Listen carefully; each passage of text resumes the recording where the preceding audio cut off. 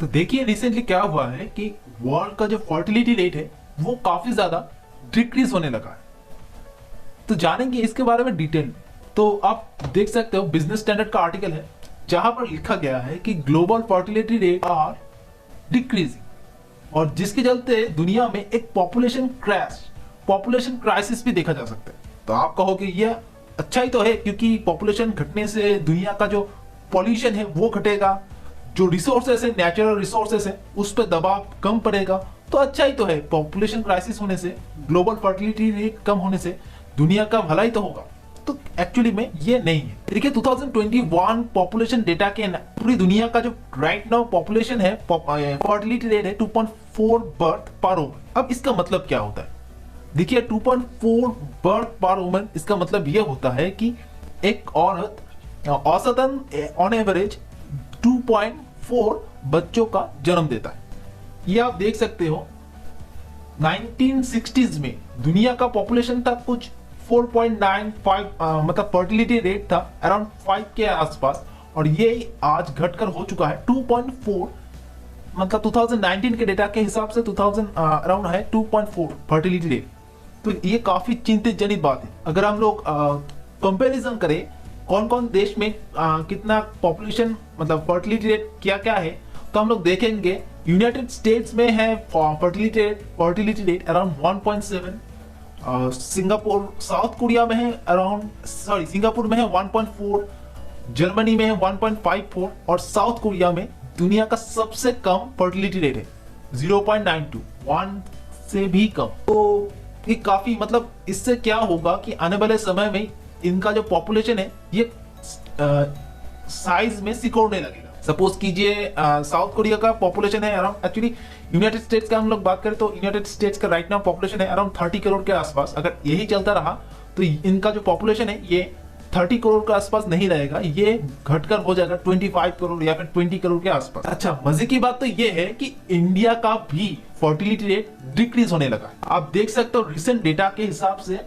India का जो right now fertility rate है वो है अराउंड 2.179 पर वुमेन, बर्थ्स पर वुमेन, जो 1950s के टाइम था अराउंड 4 या फिर 5 के आसपास।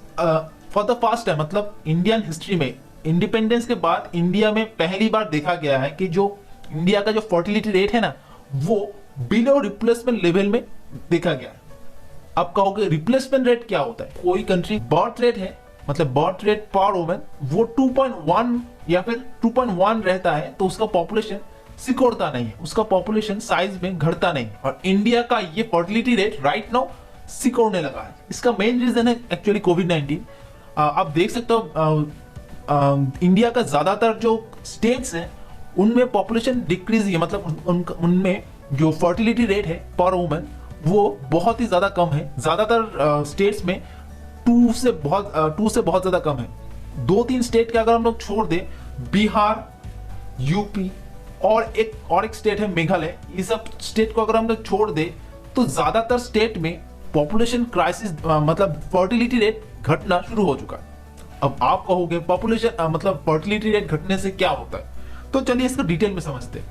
फॉर एग्जांपल आप समझिए कि एक कंट्री का पॉपुलेशन है अराउंड 12, मान लीजिए एजम्पशन कर लीजिए कि एक कंट्री का पॉपुलेशन है 12, मतलब उसमें 6 मेल है और 6 फीमेल, तो मतलब हो गया कितना 6 कपल। 12 लोगों को हम लोग इसमें ऐसे डिवाइड करें कि 6 मेल और 6 फीमेल, और वो लोग एक कपल, दोनों लोग मिलकर एक कपल बनाते हैं और हो जाते हैं। अब सपोज कीजिए ये 6 कपल 2 बच्चे पैदा करता है, तो इससे क्या होगा कि आने वाले समय में ये कंट्री का पॉपुलेशन सेम ही रहेगा, मतलब पहले भी था 12 और आने वाले समय में भी इनका जो पॉपुलेशन है वो 12 भी रहेगा। सपोज कीजिए ये कपल 2 बच्चे की जगह 1 बच्चे पैदा करता है, तो क्या होगा कि ये लोग पॉपुलेशन पहले तो था इस कंट्री का 12, बट फ्यूचर में इस कंट्री का जो पॉपुलेशन हो जाएगा वो होगा 6। इससे क्या होगा कि ये 6 लोगों पर बहुत ही ज्यादा प्रेशर आ जाएगा। कंट्री का इकोनॉमी, कंट्री का पॉपुलेशन, हर चीज के लिए ये लोग बहुत ही ज्यादा प्रेशर फील करेगा। और नॉट ओनली दैट, ये लोग अपना जो पॉपुलेशन इंक्रीज करने का जो जिम्मेदारी है वो भी ये लोग सही से निभा नहीं पाएगा। अच्छा, मजे की बात आप ये देख लीजिए, जितना भी सारे डेवलपिंग नेशन है, बाकी जितने भी सारे मतलब even developing nation like developed nation USA UK हर एक में जो पॉपुलेशन फर्टिलिटी रेट वो काफी ज्यादा कम हो चुका है। Even developing nation like India, Bangladesh, Bhutan, ये सब में भी मतलब पॉपुलेशन काफी हद तक स्टेबल हो चुका है और इनका जो फर्टिलिटी रेट है वो भी काफी हद तक कम हो चुका है। और इनके पास ऐसा नहीं है कि बहुत ज्यादा इकोनॉमिक क्राइसिस से गुजर रहा है ये सारे कंट्रीज लाइक इंडिया, बांग्लादेश। लेकिन कंट्री लाइक पाकिस्तान, इनका जो पॉपुलेशन है वो काफी ज्यादा तेजी से इंक्रीज हो रहा है। पाकिस्तान का जो बर्थ पर वुमन है, फर्टिलिटी रेट है, वो है अराउंड 3.45। 3.45 से क्या होगा, मतलब एक महिला ज्यादा से ज्यादा एक 1.5 मतलब अराउंड 2 बच्चे ज्यादा पैदा करेंगे।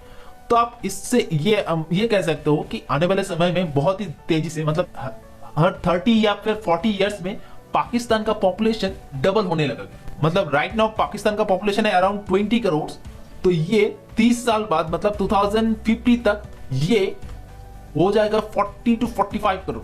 आप सोच के देखो, एक बहुत ही छोटा देश है और जिसके पास बहुत ज्यादा रिसोर्सेस है नहीं, मतलब ना है ऑयल, ना है गैस, ना कोई टेक्नोलॉजी। जो जैसे जापान में बहुत ज्यादा ऑयल गैस तो नहीं है, लेकिन ये लोग टेक्नोलॉजी के मामले में बहुत ज्यादा आगे है, जिसके चलते ये लोग ऐसे पैसा कमाते हैं। लेकिन पाकिस्तान के पास ये सब भी नहीं है, जिसके चलते चांसेस ये काफी ज्यादा है कि इनमें पॉपुलेशन मतलब ये लोग संभालेंगे कैसे, ये तो पता नहीं। अब आप कहोगे पाकिस्तान का पॉपुलेशन इंक्रीज हो रहा है तो हमें क्या, तो देखिए ये बहुत ही बड़ा प्रॉब्लम हो सकता है आने वाले समय में इंडिया के लिए, क्योंकि चांसेस काफी हाई है कि ये जो इंक्रीज पॉपुलेशन है ना, ये बढ़ता हुआ पॉपुलेशन इंडिया के तरफ आ जाए और इंडिया के तरफ एक migration crisis, refugee crisis create करे।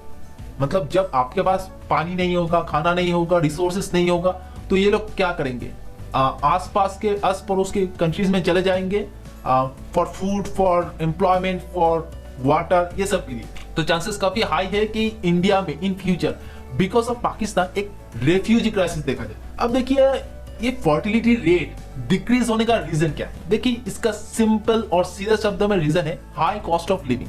अगर हम लोग दुनिया के जितने भी सारे डेवलप्ड नेशन हैं like USA, UK, Germany, France, south Korea, Singapore, Hong Kong, इस सारी जगह पर कॉस्ट ऑफ लिविंग काफी ज्यादा हाई। दूसरा है हाई कॉस्ट ऑफ एजुकेशन। मतलब देखिए ज्यादातर कंट्रीज में जो गवर्नमेंट स्कूल है या फिर आप कह लीजिए पब्लिक स्कूल है, इधर जो एजुकेशन है वो काफी ज्यादा इतना ज्यादा बेहतर है नहीं, और जो प्राइवेट स्कूल है और उनमें जो एजुकेशन का कॉस्ट है वो काफी ज्यादा हाई है, जिसके चलते लोग अपने बच्चे को एजुकेशन सही से प्रोवाइड नहीं कर पाते, इसीलिए ये लोग कम बच्चे पैदा कर रहे हैं। और लास्ट और आखिरी चीज है अनएम्प्लॉयमेंट। अनएम्प्लॉयमेंट तो एक बहुत ही बड़ा रीजन है, जिसके चलते ज्यादातर जो डेवलप्ड नेशन है और even developing nation like India, Bangladesh, Bhutan, Nepal, इनमें भी देखा गया है कि जो फर्टिलिटी रेट है वो काफी ज्यादा डिक्रीज होने लगा। अच्छा आप कहोगे तो इससे तो अच्छा ही है ना, क्योंकि पॉपुलेशन डिक्लाइन होने से दुनिया में पॉल्यूशन कम होगा, बाकी सारी चीजें अच्छे से मेंटेन होगी, तो ये अच्छा ही है ना। पॉपुलेशन कम होना तो पूरी दुनिया के लिए ही अच्छा है ना। लेकिन एक्चुअली में ये है नहीं।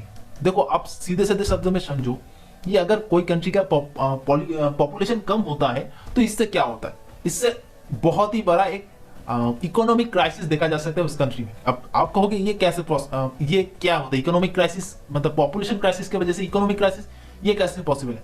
देखिए मैं समझाता हूं, जब कंट्री में फर्टिलिटी रेट डिक्रीज होगा तो उस कंट्री में पॉपुलेशन जो पॉपुलेशन है वो काफी ज्यादा ओल्डर होने लगेगा, बुढ़ा होने लगेगा। नंबर 2, देखिए एक कंट्री में अगर बेचने के लिए कोई कंपनी को सामान बेचने के लिए लोग ही नहीं है तो कंपनी सामान बेचेगा कहाँ, गुड्स बेचेगा कहाँ, जिससे ये होगा कि कंपनी कम कमाई करेगा, तो कंपनी कम रेवेन्यू जनरेट करेगा, तो इससे ये होगा कि कंपनी कम टैक्स पे करेगा गवर्नमेंट को, और ये एक डोमिनो इफेक्ट की तरह काम करता है। नंबर 2 ये भी है कि कंपनीज को हाई पेमेंट करना पड़ेगा, क्योंकि हाई स्किल लेबर फोर्स काफी ज्यादा नहीं होगा, लेकिन लोग कम होने की वजह से, डिमांड ज्यादा होने की वजह से लोगों को ज्यादा पैसा पे करना पड़ेगा एम्प्लॉयमेंट के लिए, जिससे ये होगा मतलब कंपनी को ज्यादा पेमेंट करना पड़ेगा, एम्प्लॉयमेंट के लिए, अपना जो एम्प्लॉयज को ज्यादा पेमेंट करना पड़ेगा क्योंकि डिमांड ज्यादा होगा एम्प्लॉयज का, लोगों, क्योंकि पॉपुलेशन घटने से ये होगा कि लोग कम होंगे, और दूसरा चीज ये होगा कि कंपनीज में, बिग एमएनसीज में काम करने के लिए लोगों का नंबर्स कम होगा और कंपनी ज्यादा अच्छे से काम नहीं कर पाएगा। तो इससे ये होगा कि एक कंट्री का जो इकोनॉमी है वो बेहतर तरीके से ग्रो नहीं कर पाएगा, एक स्टैग्नेशन, एक स्टैग्नेंट इकोनॉमी बन जाएगा, लाइक यूएसए या फिर यूनाइटेड किंगडम। इस सब इकोनॉमीज की तरह पूरी दुनिया शायद एक स्टैग्नेंट इकोनॉमी बन जाए। दूसरा चीज ये भी है कि जो ओल्ड पॉपुलेशन काफी ज्यादा हो जाता है तो उनके लिए अब हेल्थ केयर वर्कर जो है वो काफी ज्यादा मिलेगा नहीं। दूसरा चीज ये है कि ओल्डर पॉपुलेशन के पेंशन में ज्यादा खर्चा करना पड़ेगा। एक तरफ उनके लिए एक सरकार पेंशन ज्यादा देगा, लेकिन दूसरी तरफ कंट्री का जो गवर्नमेंट का जो अर्निंग्स है वो घटेगा। तो इससे ये होगा कि कंट्री का ऑल एवरेज जो इकोनॉमिक साइज है वो घट सकता है। जैसे कोविड के टाइम में आप देखे हो कि बहुत सारे कंट्रीज का जो जीडीपी है वो सिकुड़ गया था, इकोनॉमिक साइज है वो सिकुड़ गया था। काफी ये भी चीज देखा जा सकता है 2035 या फिर 50 तक ये इकोनॉमिक साइज भी डिक्रीज हो सकता है। तो ये था वीडियो का एनालिसिस। आई होप आपको वीडियो अच्छा लगा होगा। मिलते हैं अगले वीडियो पर, तब तक के लिए गुड बाय।